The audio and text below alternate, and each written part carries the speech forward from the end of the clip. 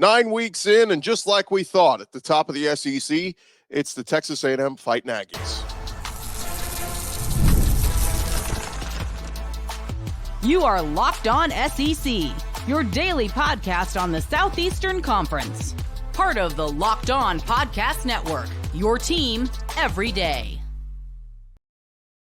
Hey, what's up, everybody? Welcome to Locked On SEC. It's great to have you guys along. On today's show, we'll bring you our winners and losers from SEC Week 9, who impressed and depressed. We'll also get you caught up on the latest SEC teams in the polls. I'm Chris Gordy. Thanks for making Locked On SEC your first listen every day. Shout out to everydayers. We're free and available wherever you get your podcasts and on YouTube, part of the Locked On Podcast Network, covering your team every day. And today's episode is brought to you by FanDuel. Place your first $5 bet, and you'll get started with $200 in bonus bets guaranteed. Visit FanDuel.com today to get started. All right, let's jump into it as we get into our winners of the weekend for SEC Week 9. And we got to start off over in College Station as Mike Elko.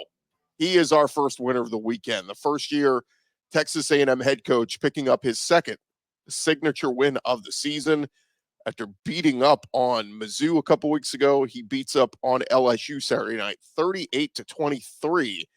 And the Texas A&M Aggies, the lone undefeated team in conference play, sitting atop the SEC at 5-0, just ahead of the 4-1 Georgia Bulldogs. The Aggies are 5-0 in SEC play for the first time and 5-0 in conference play overall for the first time since 1998. Of course, they were not in the SEC then, but Elko's Aggies trailed LSU 17-7 at halftime. His starting quarterback Connor Wegman was not doing much of anything against LSU. And midway through the third quarter, Elko decides to go with the athletic backup quarterback Marcel Reed, and it turned out to be the difference maker. Elko's defense turned up the pressure in the second half on LSU quarterback Garrett Nussmeier, forcing him into throwing not one, not two, but 3 interceptions. And they outscored LSU 31-6 in the second half to pick up another monster top 10 win. After the game, Elko saying this is a real program. It's not fake. It's not a politician running this program, talking fast and BSing everybody. This is a real program. Presumably that was a shot at Jimbo Fisher, who I'm sure is fine. People taking shots at him as he continues to collect his $77 million buyout from the Aggies. But nonetheless, unbelievable what Mike Elko has already done with this program. You know, even if it goes south from here and they lose a couple games, you know, still phenomenal spot for him to be in here. Credit to the Aggie faithful. I was there in person. Kyle Field was as loud as I've heard it in recent years. Really turned the heat up on LSU in the second half when they made it a game. I mean, it was a tale of two halves. LSU played great in the first half. They played miserable in the second half, and A&M, the whole dynamic changed with Marcel Reed. But 108,852 in attendance, third largest crowd in the history of Texas A&M. Shout out to DB BJ Mays. He had 2 interceptions on Garrett Nussmeier, his first interceptions of this season. But I'd be remiss if we didn't give another winner of the weekend to Marcel Reed. He rushed 9 times for 62 yards and 3 rushing touchdowns in just a quarter and a half of play. And yes, LSU turned the ball over, gave them short fields, but one moment stood out to me. With 10 minutes left in the game, LSU was able to score. They didn't get the 2-point conversion, but it made it a 5-point game. A&M still leading 28-23 with 10 minutes to go. And it seemed like LSU's defense was thinking, all right, we got the full length of the field here. We got to stop Marcel Reed from running the football. And OC Colin Klein immediately dials up a deep throw as Marcel Reed threw a strike downfield to Noah Thomas for 54 yards deep into LSU territory.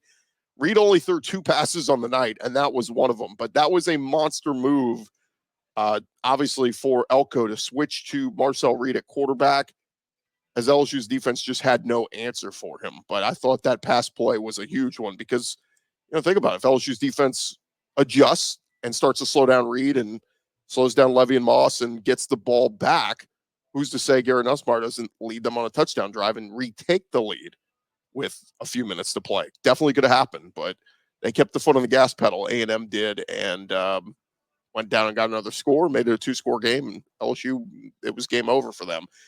But now Mike Elko, he's got to figure out how to handle this quarterback situation moving forward. Do you go back to Connor Wegman, who was your steady starter when healthy, crushed Mizzou a few weeks ago in his first game back? Or do you stick with Marcel Reed, who isn't the better passer, but gives you a lot in the running ability? Certainly something to consider. Now, A&M's final 4 games, road trips to South Carolina and Auburn. They'll have a home game against New Mexico State sandwiched in the middle there, and a monster matchup versus Texas and Kyle Field to finish off the season. A road trip at Carolina this weekend is a dangerous one. Certainly with that pass rush that South Carolina uses, you would think maybe they'll go to stick with Marcel Reed because of his elusiveness, but we will see what Elko decides to do. All right, another winner of the weekend over Texas, Quinn Ewers.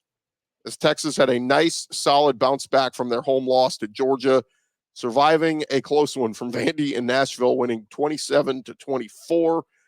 He had a subpar performance last week against Georgia. Quinn Ewers better this week, throwing for 288 yards and 3 touchdowns. He did throw 2 picks, one of those off an early tipped pass, but at one point he completed 17 straight passes.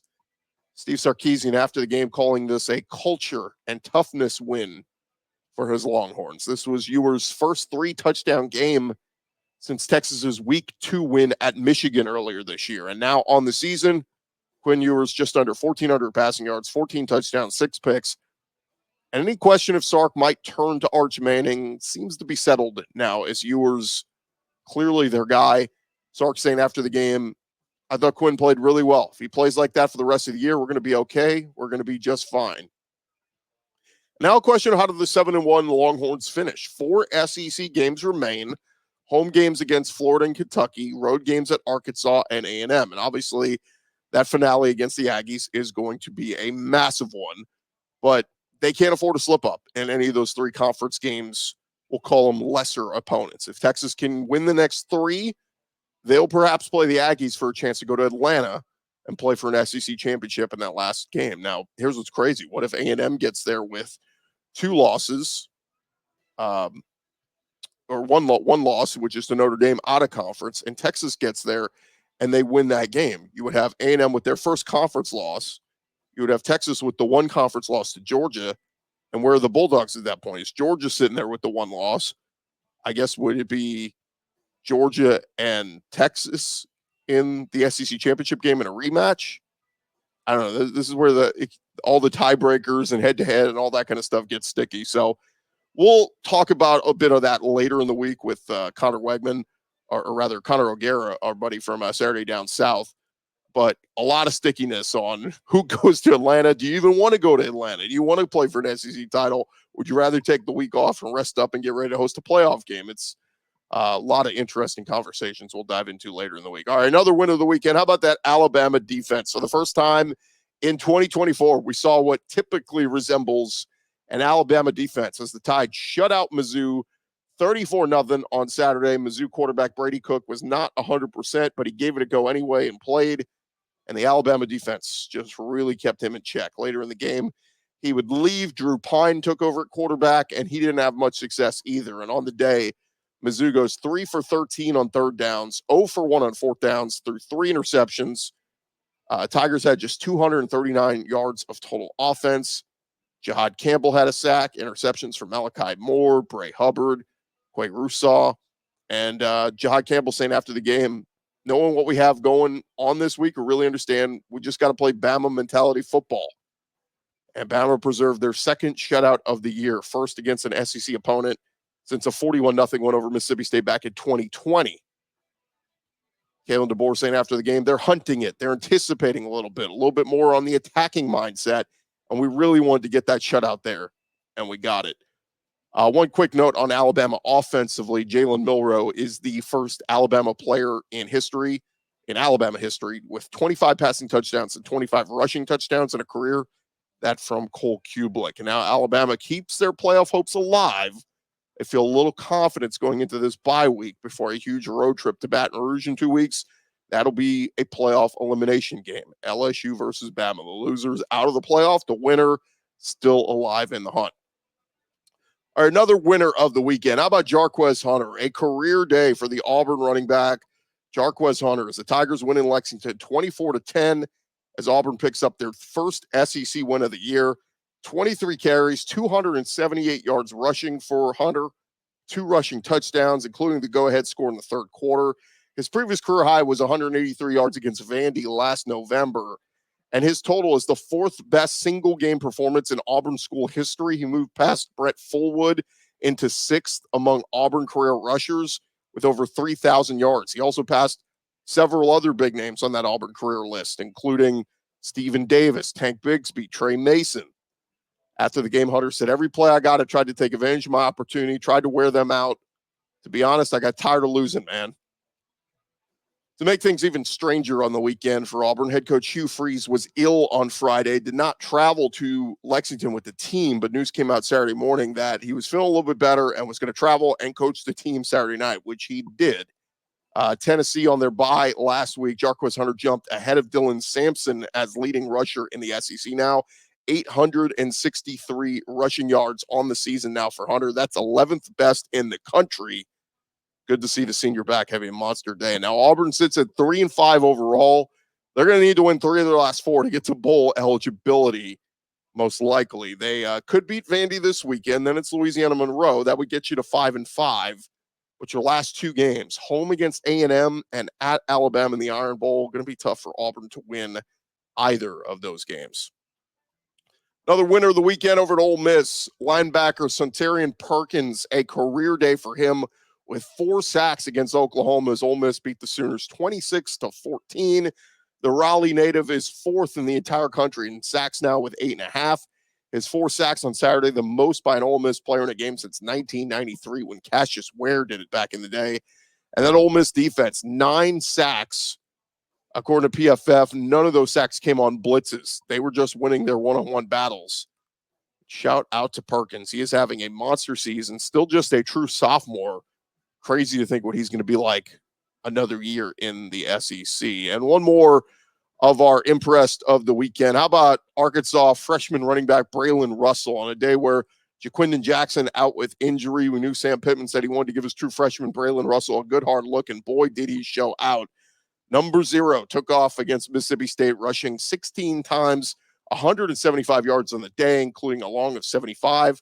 Also had a catch for 11 yards. He did come off the field after that long run, grabbing the back of his leg. Looked like a cramp, but the Razorbacks beat the Bulldogs 58-25 in Starkville on Saturday. Taylon Green throws 5 touchdown passes on the day. That Bobby Petrino offense was humming and rolling just a week after they were shut down by LSU at home. But Sam Pittman saying, really proud of our team, proud of our offensive line, thought they played exceptional. And Braylon Russell, with that game, now ranks 26th in the SEC in rushing. He's ahead of guys like Lenora Sellers, Damari Alston, Nate Frazier, Jaden Paul, Jackson Dart. Interested to see what he looks like getting more touches this year and see how long Jaquindon Jackson remains out. Rough, like I said, rough game last week against LSU, but the Razorbacks lit up Mississippi State this week. All right, there you have it. That's our winners of the weekend. Thank you guys for making Locked On SEC your first listen every day. Coming up next, we will get you our losers of the weekend. Who depressed in SEC Week 9? That's coming your way here in just a second.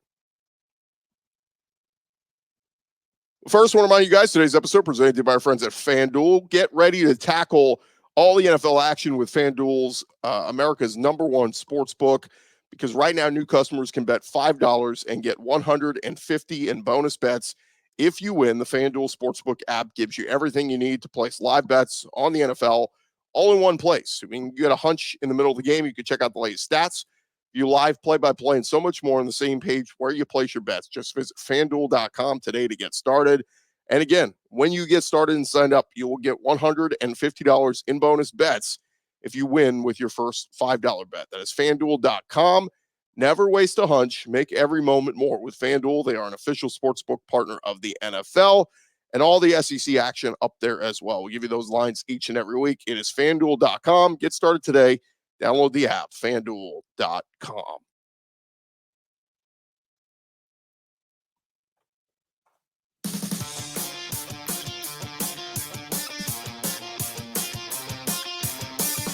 Rolling along here to Locked On SEC, part of Locked On Podcast Network, covering your team every day. Thank you guys so much for making us your first listen every day. And we got plenty more to still discuss here on Locked On SEC. We did our winners of the weekend. Now it's time to get to who depressed us in SEC Week 9. And we start over at LSU with quarterback Garrett Nussmeier. A tale of two halves for LSU. At halftime, they were gashing A&M. Garrett Nussmeier, 259 yards passing and 2 touchdowns at halftime. But in the second half, that A&M crowd got going, and Nussmeier made some poor decisions, throwing 3 interceptions, having by far the worst half of his LSU career.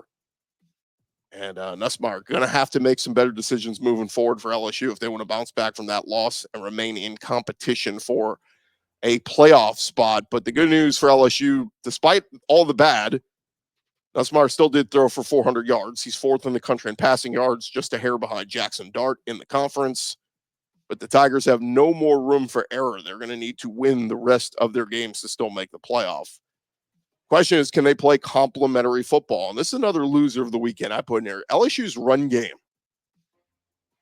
The LSU Tigers, who for years always had one of the best rushing attacks in the SEC, from Leonard Fournette to Darius Geis, Clyde Edwards-Helaire, they can't run the football consistently. LSU had 23 rush attempts for a net of 24 rushing yards.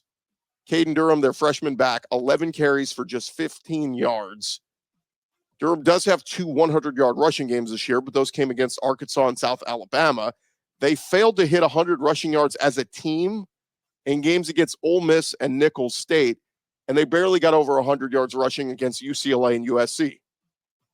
And as good as LSU's offensive line has been in pass protection, they can't run block to save their lives. Also, putting into this category on the losers of the weekend, LSU's defense. Look, they played great in the first half, but that second half, they couldn't stop Marcel Reed. And linebacker Greg Penn said after the game, when the A&M switched to Marcel Reed, he said, quote, "We didn't really prepare for it. They were all ready for Wegman," he said. Well, that's on Brian Kelly and the coaches. You got to be ready to go to face the backup quarterback if he comes in. Another depressed, I'll put LSU's kicker in here, Damian Ramos, who missed 2 of his 3 field goal attempts, and a 4th attempt didn't even get to be attempted as the ball was snapped before the holder was ready, and it rolled away for a turnover. Now, prior to Saturday, LSU had won 104 consecutive games in which they led by at least 10 points in the first half of the game. That is no more. And LSU's got a lot to work on during this bye week to get ready for an Alabama team who looked much better this past week in their dominant win against Mizzou. All right, another depressed of the weekend. I'm putting Brock Vandegrift in here. Look, Kentucky has had some bad years of quarterback play in the past decade. I always think back to that year they had to put Lynn Bowden at quarterback because of injuries. But they seemed to find some decent ones in the portal. First, it was Will Levis, who gave them 2 strong seasons. Then Devin Leary last year was decent. But this year, Georgia transfer quarterback Brock Vandegrift has just been bad. On Saturday, he was 9 of 17 for 120 yards, no touchdowns, and an interception, was sacked twice. Mark Stoops decided to bench him at halftime. Game was just tied 10-10. They went to the Rutgers transfer, Gavin Wimsatt, who is more mobile, but Kentucky was shut out in the second half. Some Kentucky fans critical of that decision, saying, look, Brock Vandegrift hasn't been good, but this other kid didn't even score a point in the second half. But Vandegrift now in the season, he's throwing for 1,200 yards, 6 touchdowns, 5 picks. He's completing just 57% of his passes. He ranks last in the SEC in passing yards and touchdowns among guys who have been full-time starters all season in the conference. He's a redshirt junior, so I don't know, does he come back next year for Kentucky? Do both sides want him back next year? But that brings us to Mark Stoops as a loser of the weekend, and really loser of the season, taking their 5th loss of the year. Kentucky now 3-5. And yeah, that win over Ole Miss was a good one. But they still have road trips at Tennessee, at Texas. Still going to play Louisville, who's tough. They should beat Murray State. But that basically means they will have to beat either Tennessee or Texas and must win against Boise State and Louisville just to get to a bowl game. It seems like Kentucky's streak of 8 straight years of going to a bowl game is likely coming to an end. Another depressed of the weekend. I'm putting the Missouri quarterbacks in here. Look, I give Brady Cook credit for having heart and battling injury and trying to give it a go against Bama. But he and backup Drew Pine were just pretty bad in their 34-0 shutout loss over the weekend to Bama. Cook was 7 of 12 for 30 yards. Pine was 6 of 12 for 42 yards. and 3 interceptions, just 72 total passing yards between the two. Offensively, with Brady's injury, we just could never get in a rhythm, Eli Drinkwitz said after the game. Obviously, the turnovers really put us behind the 8 ball. He did say for Drew Pine, look, he was trying to put us in a position to get back into the game, but we just can't put the ball into jeopardy in those situations. And now Mizzou's playoff chances on life support as they fall to 6-2 overall, 2-2 in SEC play. They get a bye week this week, but 4 winnable games remain on the schedule. Home against Oklahoma, at South Carolina, at Mississippi State, home against Arkansas. And they were able to hang on in the rankings, coming in at number 25 in the AP, number 23 in the coaches poll. They could certainly use some help from others ahead of them taking losses, but still a chance. Mizzou could win out. I think it'll come into question, though, at the end of the year. You finish 10-2. What's your best win? Well, that Vandy game looks like a good win. Maybe Boston College. I don't know. All right, another depress of the weekend. This one hurts my heart. Look, I've been a member of the Diego Pavia fan club for much of this season, and he still led Vandy on a late touchdown drive in the final minute to make it look close, 27-24. They were unable to get the onside kick, and that was all she wrote. Pavia did throw for 2 touchdowns, rush for another in the loss to Texas. He was the Commodores' leading rusher on the day, 67 rush yards on the ground. But he threw not 1 but 2 costly interceptions. 1 in Texas territory in the second quarter when they were trailing by 7, and another late in the game when they trailed by 7. If Pavia just protected the football a little bit better, maybe they pull off the upset. And look, you could say the same for running back Cedric Alexander. He lost a fumble as well. But heck of an effort by Pavia and the Commodores against a top 5 Texas team. But unfortunately, Vanderbilt's 3-game win streak comes to an end, and their rank in the top 25 comes to a very quick end as well. Clark Lee saying, I'm heartbroken about coming up short in this one. And at 5-3 Vandy, they still need just 1 more win to get to a bowl eligibility. Here's their remaining schedule. They're at Auburn this Saturday, home against South Carolina, at LSU, and home against Tennessee. So they may need to win one of these next 2 against Auburn or South Carolina. Those last 2 are going to be difficult. Another depress of the weekend. How about the Oklahoma offense? After firing offensive coordinator Seth Luttrell and switching back to quarterback Jackson Arnold to start this week, we saw signs of life from the Oklahoma offense and new OC Joe John Finley. Oklahoma was able to score 2 first-half touchdowns, including one right before the half, and they took a 14-10 lead over Ole Miss and Oxford. But unfortunately, they were shut out in the second half. 5 punts and 2 turnover on downs. And OU lost to Ole Miss 26-14. Oklahoma was sacked an official 9 times on Saturday. I did see one source cite 10 sacks. But Brent Venables said after the game, we were not able to put anything together in the second half against a good, experienced defense, and their explosive offensive plays were a killer. The Sooners averaged just 2.9 yards per rush in the game. Jackson Arnold finished with just 182 passing yards, so the Sooners fall to 4-4 on the season, just 1-4 in SEC play. They get a bit of a respite this week hosting Maine, who they should handle easily, but after that, it's a road trip at Mizzou, home versus Bama, and at LSU. They're going to need to win one of those to get to 6-6. That Mizzou game, probably their best bet. And lastly, in our depressed category, I'm putting the Mississippi State defense in here, and arguably State's worst defensive performance since the 2016 Arkansas game at Davis Wade. They couldn't do anything on defense.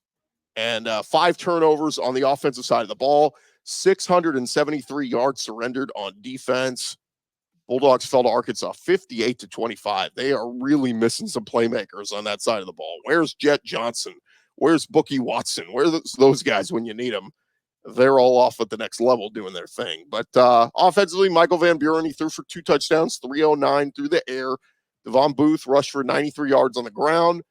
But it really didn't matter what State's offense did because the defense could not get a stop, could not get back into this one. State is now 1-7 on the season, 0-5 in SEC play, and Jeff Lebby's bunch basically eliminated from bowl competition with the loss, and now the hope is to at least win a game in SEC play. Next up, they host UMass, a game they should win, but then the SEC games that remain at Tennessee, home versus Mizzou, and at Ole Miss. Tough to see a win coming there. All right, still more to come here on Locked On SEC. part of the Locked On Podcast Network, covering your team every day. Coming up next, we'll get to the SEC teams in the polls. First, I want to remind you guys, today's episode presented to our friends over at the Game Time app. Game Time has a new feature called Game Time Picks that makes getting tickets to see your favorite teams play live even easier. And Game Time Picks, it's going to filter out all the fluff to show you only incredible deals on great seats, so you don't have to waste your time searching through thousands of tickets. Game Time Picks, their curation process makes it easier to save more on sporting events, comedy, concerts, theater, whatever it is. I love the all-in pricing feature. You toggle that one to show the total up front with no surprise fees at checkout. Of course, seat views. You get a panoramic view from your seat in the app before you buy, so you know what it's going to look like from your seat. And the lowest price guarantee, Game Time will credit you 110% of the difference. Go take the guesswork out of buying tickets with Game Time Picks. Download the Game Time app today, create an account, and use our code LOCKEDONCollege for $20 off your first purchase. Terms apply.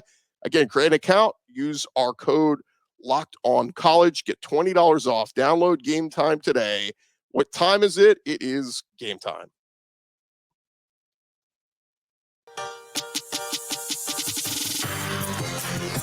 All right, roll along here. Locked On SEC, part of the Locked On Podcast Network, covering your team every day. And before we call the show, I want to get to our polls, coaches poll and AP poll, and tell you where all the SEC teams come in ranked as we head into SEC Week 10. And here is how it stands.